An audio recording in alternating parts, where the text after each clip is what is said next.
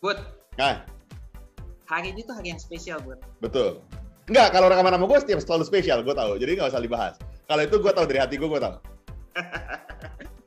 Hari ini adalah hari Idul Fitri, jadi kita dari tim Healthy X ingin mengucapkan minal aidin, mohon maaf lahir batin. dan batin. Jadi kalau misalnya selama ini mungkin pada saat rekaman kita kata-kata kita ada yang salah dan menyinggung dari sobat kalian, kami mohon maaf, tidak ada kesengajaan di sana. Kami hanya bermaksud untuk memberikan edukasi dan menghibur. Nah, kalau misalnya Enggak. gue nggak minta maaf gitu, karena memang tujuan gue menghina itu biar dia sakit hati sesakit-sakitnya gitu. Enggak. Bebel aja dia. Enggak, bukan. Teman-teman kalau misalnya Adrian salah informasi ya maafin lah. Kan teman-teman tahu memang knowledge-nya agak kurang. Jadi gue minta maaf maksud gue ini. Gue cuma mau mendengar kita, maksud gue kalau ternyata mereka dapat informasi yang salah ya gue minta maaf lah gitu. Takutnya kan gimana ya, kita berusaha ngasih tapi kan kalau skill kan ya nggak bisa. Iya dong. Iya dong. Bener dong. Sungguh ingin berkata kasar gue karena gue kan Nah, teman-teman, gue kenapa ngomong gitu? Karena sejujurnya Adrian WhatsApp gue, topik apa nih kita? Dia bahas topik soal manfaat santan. Nah, menurut gue Adrian udah jelas nggak menentukan intelektualnya sebagai dokter. Ketika dibahas topik itu, gue merasa, salah. Ini pasti teman-teman merasa dia kurang pinter nih. Karena gini ya, nggak usah lu yang bahas deh.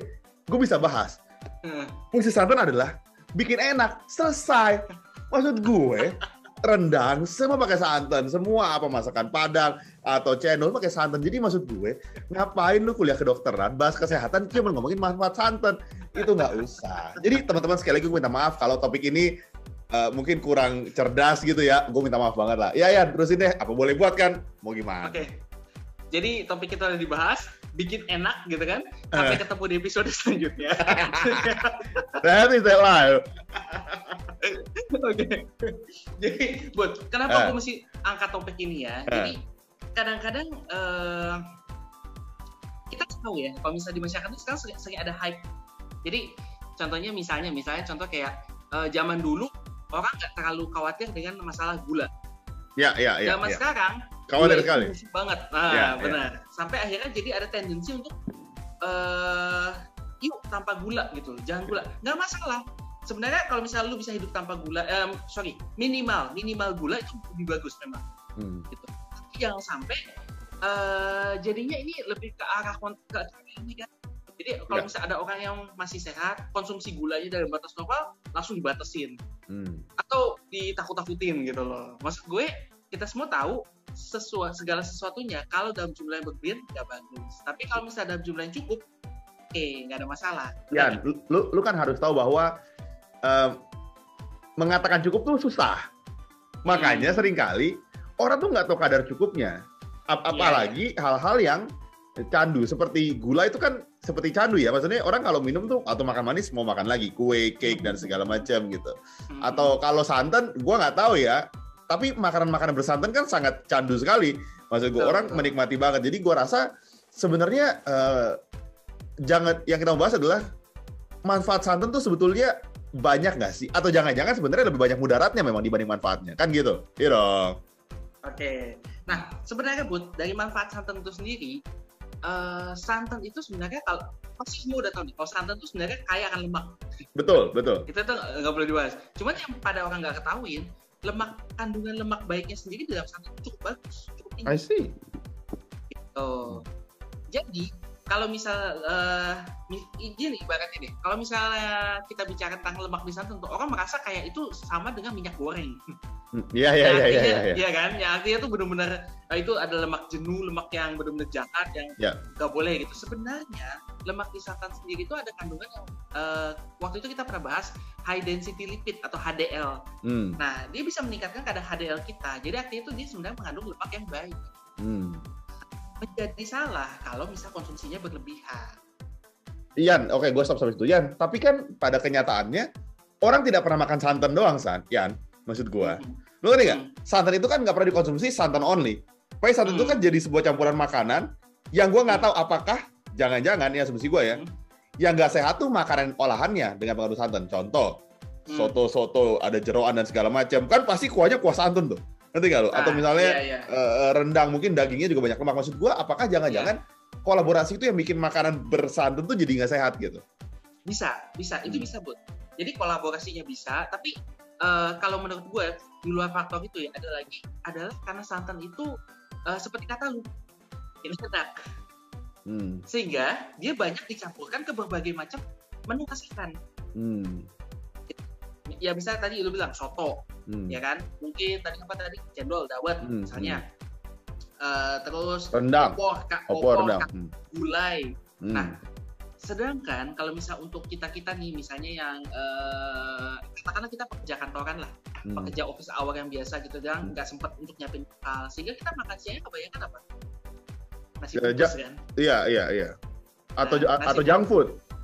Atau junk food, betul. Nah, pada saat kita order nasi bungkus nih, biasanya kita pilih menu kayak gitu juga. Gitu. Contohnya gini, Bud, gue mau nanya, lu kalau misalnya nasi Padang, lu dalam seminggu kita bisa makan berapa kali nasi Padang? Sejujurnya ya bisa minimal 2 gue. Nah, iya.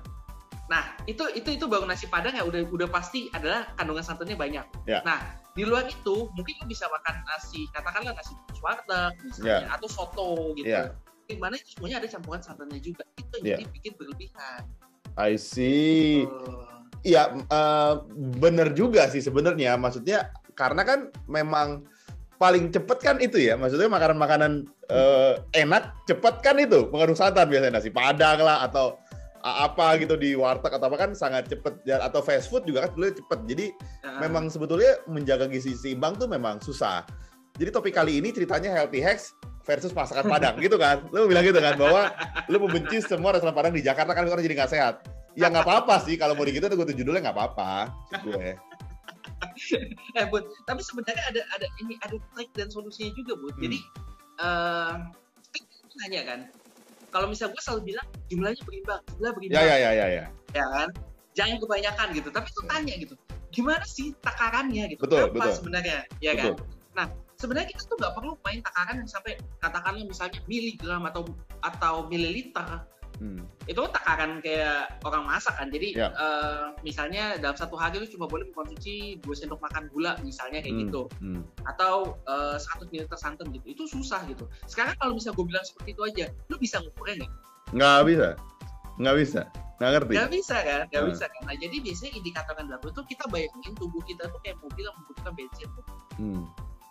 Pada saat lu mau perjalanan jauh, lu tahu dong pasti kira-kira takaran bensin lu kira-kira cukupnya sampai sana nih. Nah, sama juga dengan perjalanan lu. Misal dalam 1 minggu nih, lu makan mie instan sampai 2-3 kali atau makan nasi Padang sampai 2-3 kali. Pasti udah ada bayangan kalau itu kayaknya kebanyakan. Ya kan, gambaran kasar gitu. Nah, tapi ngeceknya bagaimana? Kembali lagi ke analogi bensin. Kita lihat indikator bensinnya. Wah, bensinnya ternyata sudah mendekati empty. Berarti udah waktunya diisi. Nah, indikator tubuh kita apa? Medical check up. Jadi tubuh kita. Nggak bisa. Lu pasti mau bilang rumah sakit lu ada jasa medical check up kan? Gue lagi nunggu nih. Wah, keterlaluan nih begini nih. Lu bilang bahwa setelah mudik balik lu masih medical check up. Wah, bener ini topik ini. Makanya gue sebenarnya pengen keluar dari host ini, nggak bener ini. Nggak bener ini. Kacau ini. Medical check up itu adalah indikator yang paling bisa sebenarnya bukan medical check up-nya, pengecekan laboratorium. Itu adalah indikator udah paling ini deh. Kalau misal udah paling fix, kalau misalnya memang kadar kolesterol atau gula di dalam tubuh lu tinggi, pasti akan kelihatan di laboratorium. Gitu. Dan makanya selalu gue tekankan bahwa pengecekan laboratorium secara berkala itu sangat penting dari usia muda bahkan. I see. Dan ya itu gue selalu kan gitu ngecek kadar penyakit kolesterol lah, gula, terus gue kirim ke Adrian biasa konsultasi gratis. Yan, menurut lu gimana gitu. Jadi kan balik lagi buat teman-teman, nanti kan gue kan taruh, jadi lu bisa terima WhatsApp banyak dok gitu loh. Ininya dia kirim laporan dia, lu nanti bisa kasih konsultasi ya. Gue sama Budi gitu. Dia kalau bisa hasilnya konsultasi sama gue gitu. Terus gue minum obat ini gitu. Nih, ini nggak mau. Dia nggak mau beli obat dari gue. Gue aja minta, coba kasih gue aja, gue beli di apotek lain aja. Kan masa kita aja enggak, hanya konsultasinya aja gratis sebetulnya. Ya, tapi gue mau nanya gini sebetulnya. Let's say put aside check up gitu ya, cek darah gitu ya. Ada nggak sih dalam tubuh kita sinyal-sinyal yang menandakan bahwa kita sudah berlebihan? Ada yang bilang lehernya tegang lah, maksudnya apakah itu jadi sebuah indikasi yang kita mesti aware, atau ada nggak sih selain medical check up yang lu bisa ngasih first awareness dulu sebetulnya ketika something wrong with my body gitu? First awareness sih biasa ada ya Bud ya. Biasanya kalau sampai sudah ada keluhan berarti mau dilanjut tinggi.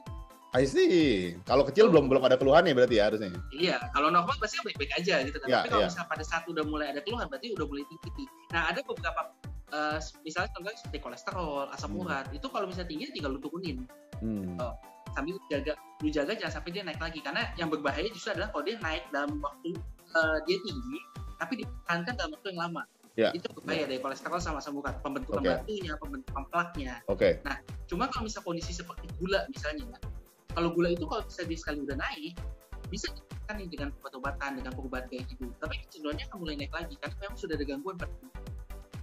Itu gula jadi sangat perhatian ya gitu. Karena dia bukan seperti penyakit lain yang tinggal obat dia turun, terus dari itu selesai tinggal lu jaga gaya hidupnya, tapi dia harus dikontrol substan. Oke. Jadi sebetulnya kalau misalnya lu udah punya keluhan, itu malah udah penanda tinggi sebetulnya ya? Iya, gitu. Dan keluhannya seperti yang tadi lu bilang, misalnya rasa badan gak enak, leher mungkin terasa tegang, kaku, itu kolesterol. Kalau untuk kesemutan waktu itu juga udah untuk asam urat kita udah pernah bahas, kesemutan pada jari-jari tangan dan kaki sendi-sendi kecil. Nah kalau misalnya untuk gula biasanya adalah banyak makan, banyak minum, banyak pipis. Nah itu keluhannya bisa. Yan, gue tanya, bentuk fisik ada nggak sih pengaruh? Misalnya orang kalau kan santan identik sama kolesterol ya, orang kalau kolesterol tinggi tuh badannya relatif gemuk, maksudnya gemuk banget gitu. Ada nggak indikasi fisik yang kita bisa lihat gitu secara kasat mata? Kecenderungannya pada orang yang gemuk itu memang dia faktor risiko untuk berbagai macam penyakit. Jadi gue bukan mendiskreditkan orang gemuk ya, obesitas itu adalah salah satu faktor risiko dari berbagai penyakit. Makanya kenapa kita dari medis selalu menekankan bahwa kalau bisa berat badan dijaga. I see. Kalau gitu maksud gue boleh nggak ya lu nanti makan banyak jadi kegemukan, jadi orang tahu oh ini loh indikasi itu kan makan nih gemuk nih, terus lu bilang badan kayak ini yang menunjukkan saya punya banyak penyakit, hasil tes darah saya begini, jadi mereka tahu oh limit gemuknya tuh segini, lu kasih tinggi badan lu, berat badan lu, terus postur badan lu gimana? Enggak, susah banget. Kenapa mesti gue? Lu berdiri sekarang buka perut, kita kasih lihat aja gitu. Susah banget. Hasil cek lab gue kemarin ya. Nih, dengan ukuran segini gitu kan, hasilnya ini. Jadi teman-teman, kita nggak mau bilang bahwa bulan Ramadan nanti kalian nggak boleh makan. Enggak, tentunya dalam batas yang terkontrol. Kalau kalian memang nggak pernah mengkonsumsi santan selama 2 minggu untuk nahan-nahan atau karena berpuasa segala macam, ya nikmatin aja gitu. Cuman kalau misalnya kalian hari pertama makan santan full, hari kedua makan, kemudian nggak bisa berhenti sampai minggu-minggu berikutnya, itu kan bahaya. Iya dong, kan itu yang bahaya sebenarnya. Betul. Kalau sesekali doang itu yang berbahaya, betul. Jadi ada lagi nggak ya dari lo? Nah, selain tadi kan kita udah bahas nih lemak, kandungan utama pada santan nih. Yeah. Nah, sebenarnya selain itu gini betul, hampir semua bahan makanan itu pasti dia mengandung gizi. Gitu. Tinggal perbedaan kandungannya seperti apa, ya kan? Nah, di dalam santan sendiri dia mengandung mineral, ada vitamin juga, dan ada juga antioksidan. Nah, antioksidan sendiri itu jadi perlu bagi tubuh. Lu pasti pernah dengar ya antioksidan? Untuk bikin tubuh awet muda. Mengandung zat antioksidan. Ya, salah satunya. Lalu dia juga zat yang untuk bisa mencegah kanker. Nah, jadi untuk mengatakannya adalah santan termasuk salah satu sumber vitamin, mineral, nutrisi. Nah, asal jangan berlebihan, dia bisa dikonsumsi seperti bahan makanan yang lain. I see. Oke. Ya kadang-kadang kan orang kan seringkali tidak balance ya. Jadi di piringnya itu tidak balance bahan makanannya gitu. Kecenderungannya gitu. Betul. Jadi ya gimana ya, orang ada yang enak, ada yang nggak enak. Ya orang nggak mau yang nggak enak lah kan gitu. Kayak lu kan, gue tau piring lu balance-nya kayak gimana. 1 piring buat nasi, 1 piring buat lauk. Benar. Kalau enggak, gue ada 3. 1 piring nasi, 1 piring lauk, 1 piring sayur gue kasih istri gue. Sebetulnya gitu gue.